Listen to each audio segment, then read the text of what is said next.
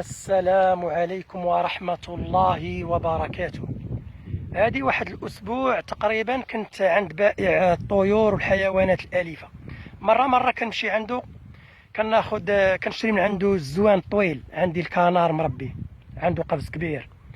أنا كندير الطيور في القفز كبير، وكنوفر لها جميع الاحتياجات ديالها.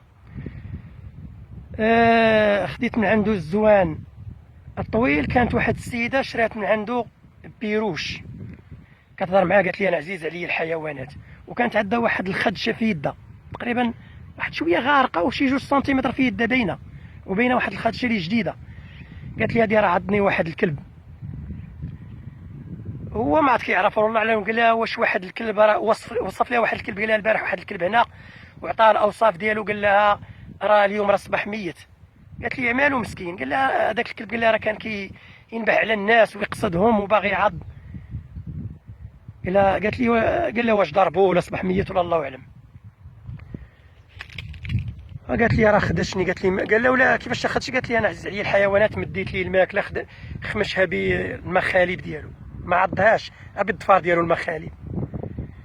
ف نصيحه لوجه الله. قلت لها شوفي لاله، قلت لها الا كان الكلب هذا راه كلب راه مات دابا، قلت لها راه كان فيه السعار او اللي كيتسمى داء الكلاب، قلت لها راه خاصك ديري حقنه، خاصك ديري التلقيح. راه الدواء ديال السعار التلقيح في اليوم الاول حتى الثاني. راه الانسان لما خداش التلقيح ودازت واحد الشهر راه كيتصاب بمرض داء الكلاب ويموت. وبانت لي ما خداتش هذا الكلام ديالي محمل الجد. قالت لك لا راه حيت ما عضهاش، هادي يكون عضها حاجه اخرى، هذاك مصيبه مشكله. هي قالت لك خدشها، راه حتى الخديش حتى هو صعيب، حتى هو كينقل العدوى، لان هذا داء الكلاب كينتقل بالكلاب، بالقطط، حتى الحمير، حتى البقر، حتى الثعلب الكثير، الجردان كنقولوا حنا الطوبه والفيران. فالانسان صحته تكون هي الاولى. والسيده باينه فيها يعني ميسوره، كانت جاره واحد العربه بيدها معمراها بالخضار والفواكه، وهي جات شرات طائر البادجي اللي هو البيروش. باينه فيها الانسان صحته هي الاولى، ماشي عاد الطبيب.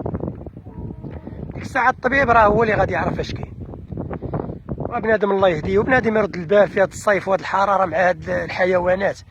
هذا داء الكلاب اللي كنقولوا حنا بالدارجه الجهل خطير. راه الانسان ملي كيتصاب بداء الجهل راه كيولي يصدر شي اصوات وما كيتحكمش في نفسه، ولا شاف الماء كيولي عنده رهاب الماء، يقدر يشرب الماء يموت. راه واحد داكشي خايب. داكشي علاش الانسان ملي كيتصاب بهذا الشيء ديال داء الكلاب راه كيبقاو شادينو حتى كيموت. راه العلاج ديالو في اليوم الاول والثاني ياخذ الحقنه. في الغالب الانسان كيقول يسير مع هاد باسور، لان هاد باسور هو الذي اكتشف هذا التلقيح ديال داء الكلاب. هما كيقولوا داء الكلاب هو راه كيصيب الكثير من الحيوانات. فنسال الله السلامه.